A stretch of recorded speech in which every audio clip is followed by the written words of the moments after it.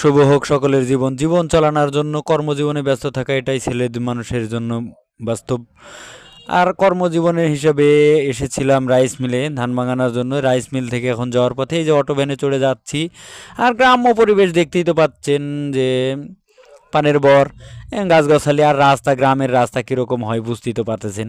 জীবন চালানোর জন্য কোনো রকম হইলেই হয়, সেটা কথা নাই। কিন্তু জীবন চালানোর জন্য জীবনের স্বার্থে যাওয়ার পথে যে দৃশ্যগুলো দেখানো হইতেছে আপনার উদ্দেশ্যে, আমার উদ্দেশ্যে দেখানো হইতেছে গ্রামের বাড়িতে বেড়াইতে এসেই। যেহেতু ঢাকাতে থাকি, গ্রামের বেড়াতে বেড়াতে এসেছি। মা বললো যাও বাবা একটু এই ধান ভাঙালে আসো। ধান ভাঙালে আসতে গেছি। ধান ভাঙালে এসে আটা ভাঙাইতে আলছি।